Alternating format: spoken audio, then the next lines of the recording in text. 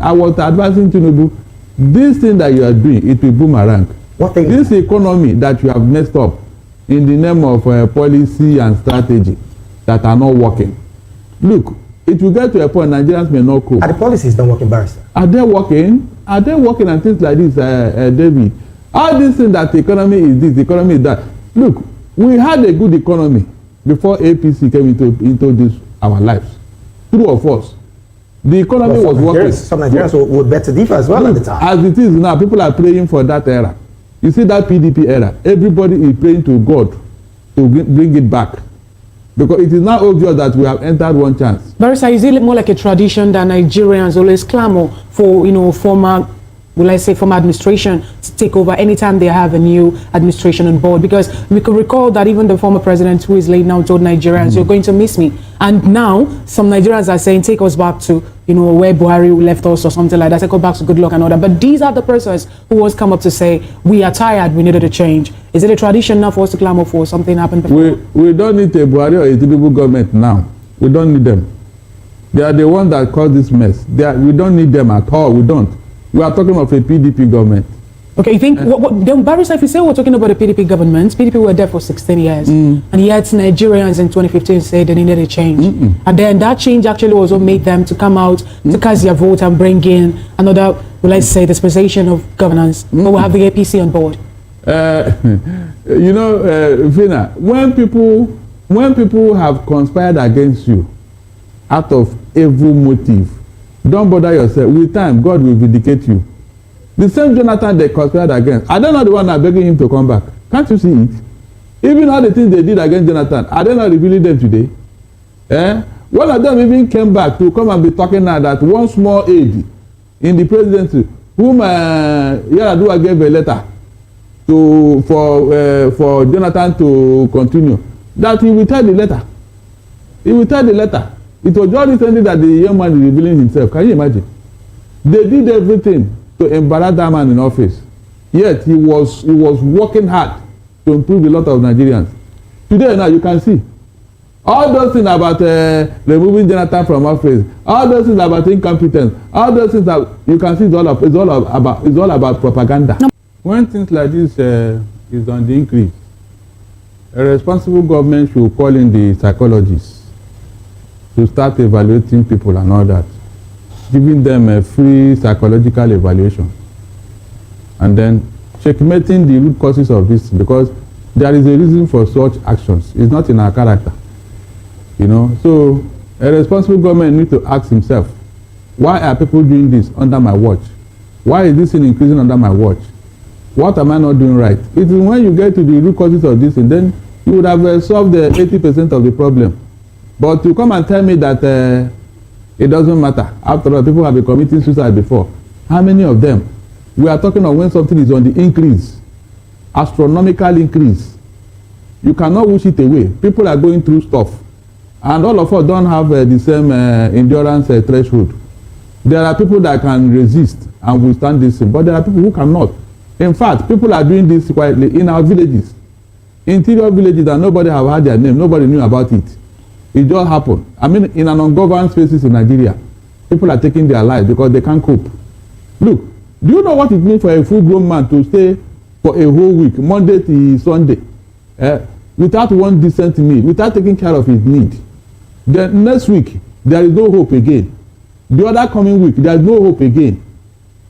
Man, look, something had to give. But then, Barrister, I'm still going to stay with you. Is there the possibility that the government haven't taken proper understudy of what you alluded to as the root cause? Because the government on its side is saying that they're trying so well enough and that the economy itself is getting better from what they inherited before now. David, I shouted this thing from the rooftop when it started. I knew that it would come to this stage. I knew.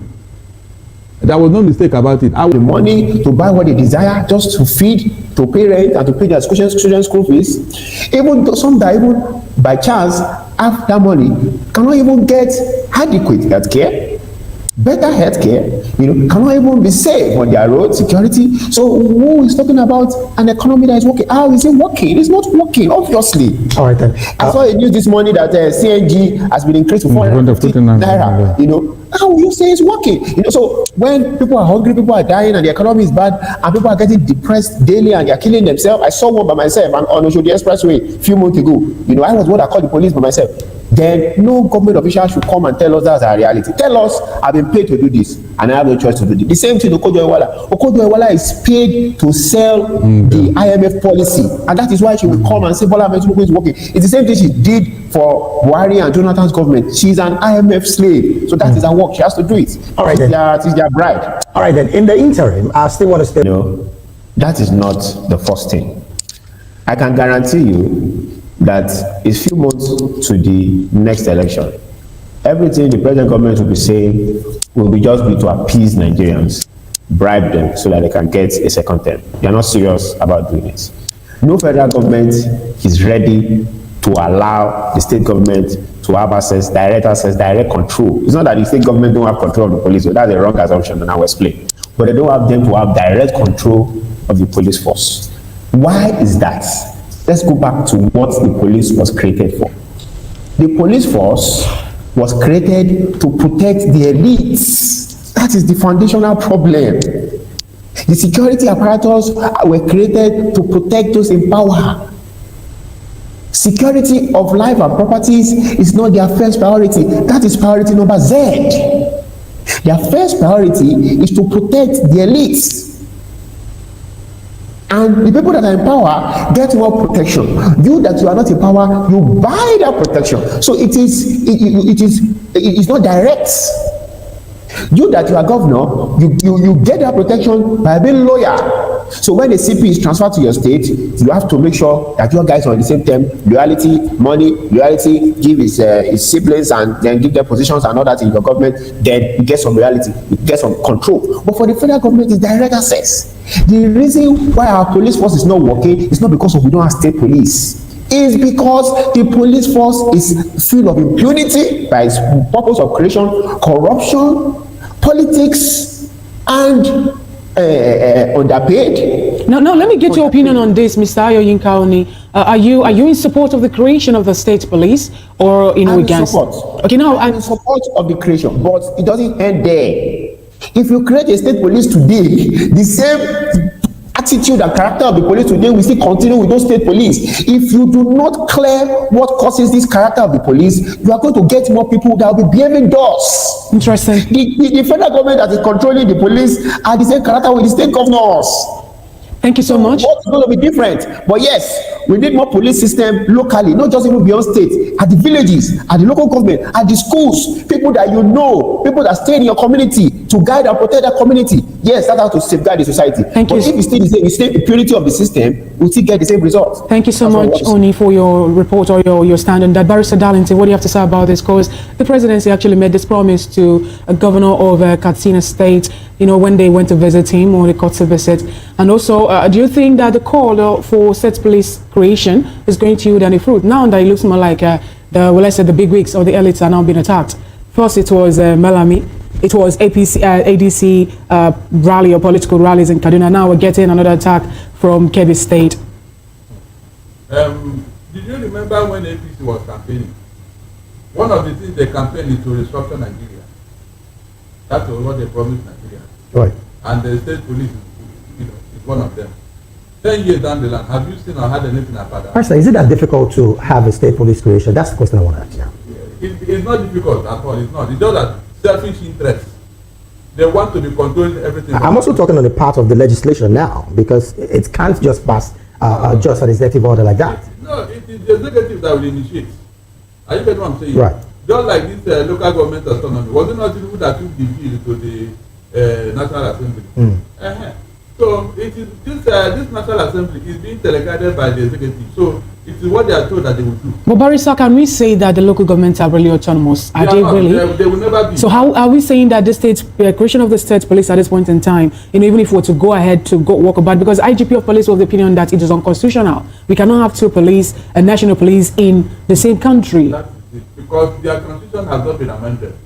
That is why the governors have gone to court against the local government financial autonomy.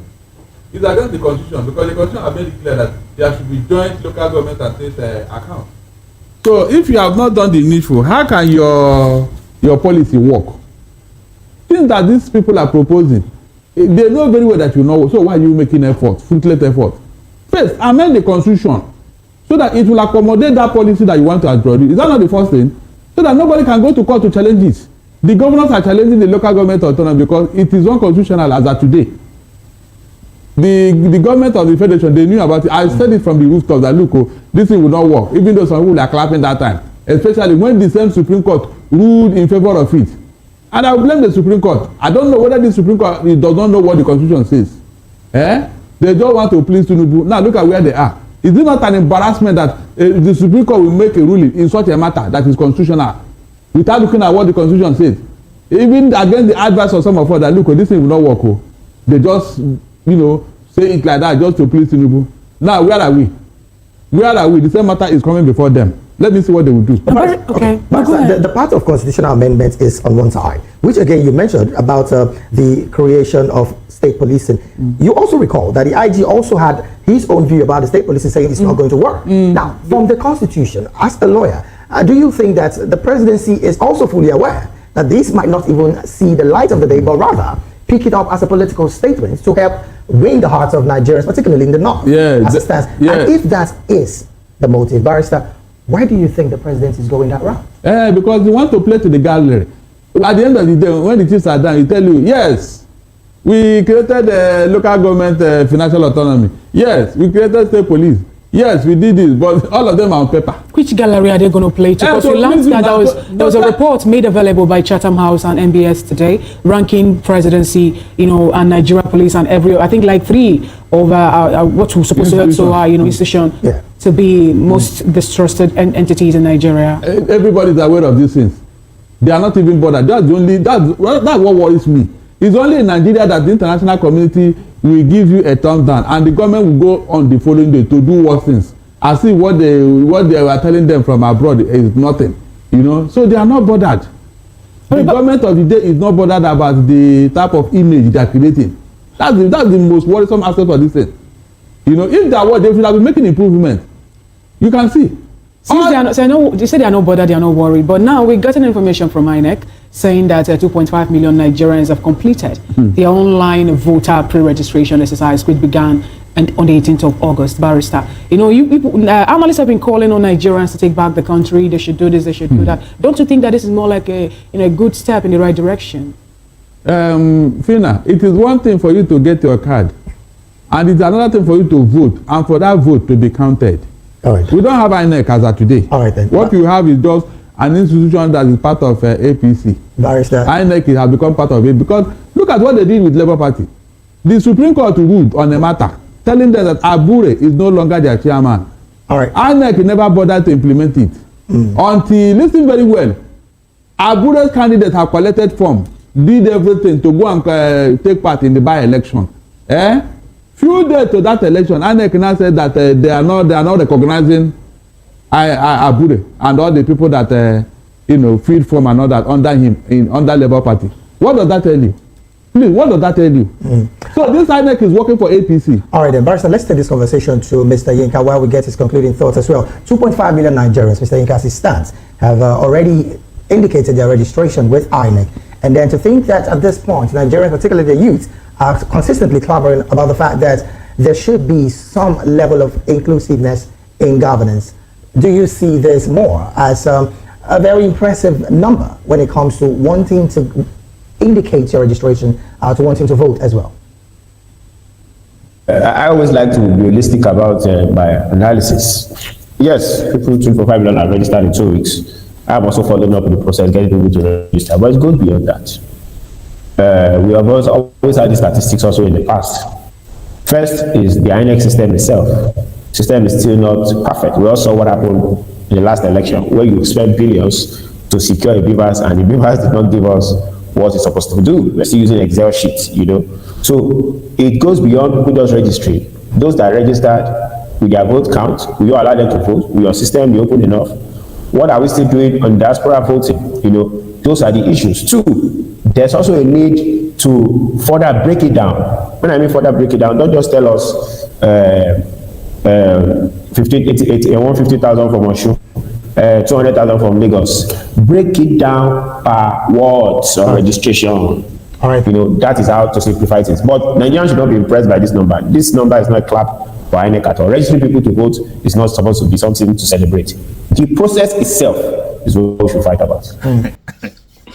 You see, Tinubu government is, I don't know, that a lot of things has gone wrong under this government, and it's giving a lot of Nigerians a headache.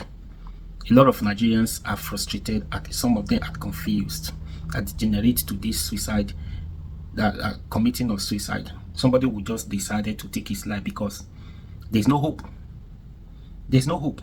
And if you say you are passing through challenges, you are facing some challenges, you know, okay, you don't have it today, tomorrow you are going to have it, and this is what you are doing today that is not working is going to work tomorrow.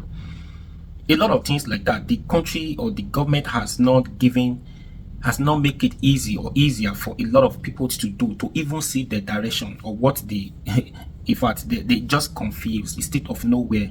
Do you understand that? Why they are committing suicide? You don't have it today, you don't have it tomorrow, you are not going to have it a day after, and you don't know, there's nothing you are doing that is going to give you.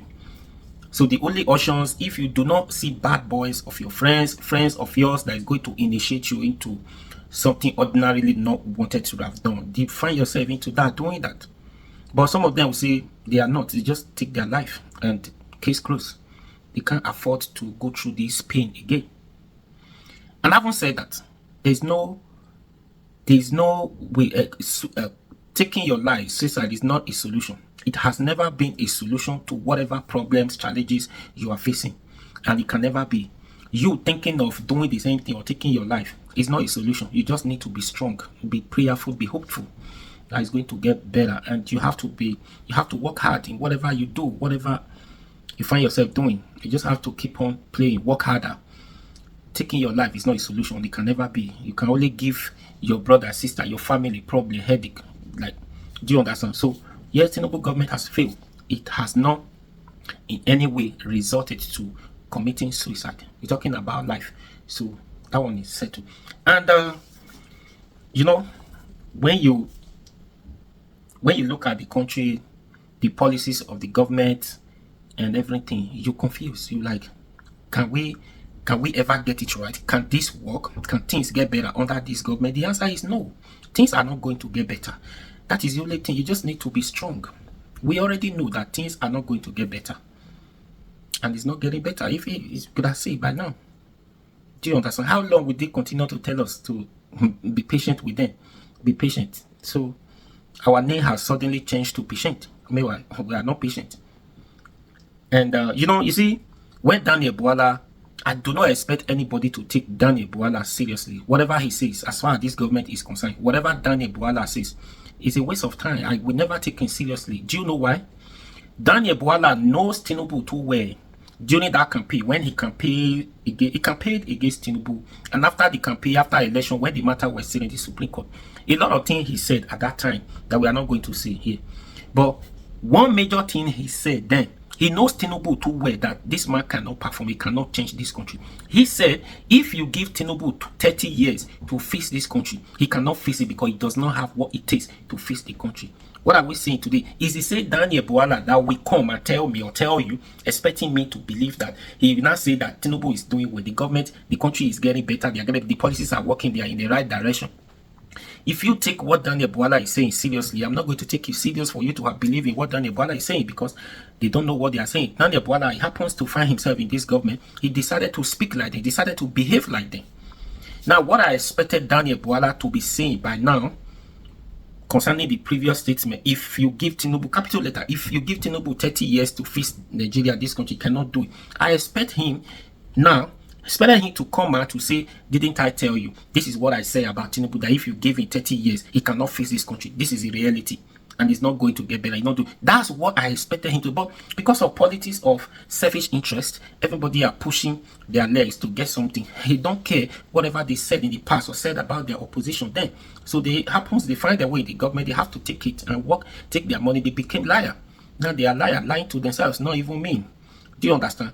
So that is it. We just that. What can we do? Be patient. This is what they be telling us. Be patient. 2 years has gone. Still telling us.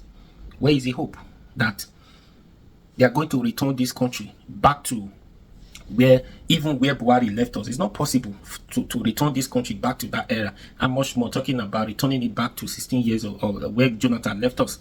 So we are always complaining that we need the previous government to come back because the current one is not doing well. When the current one is not performing well, you realize that, okay, the one we complained about is actually doing better. He actually did better than this. Now, people do not have choice but to say, let's go back to that era. But Buhari's era is not era anybody should go back to again to say, even if he performed or he did very well in terms of hardship in the land. So even Jonathan, it's just that we never had a good leader who performs very well than the previous one. That is the problem. And if it continues like this, it will always remind us of the past. Let's go back there. That is it.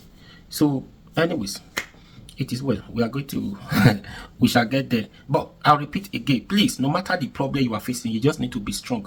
Do not think about taking your life. Committing suicide is not a problem. It's not an option. It can never be. Please, like, share, comment, and subscribe to this YouTube channel. Be your guy. Run out for me now. Subscribe.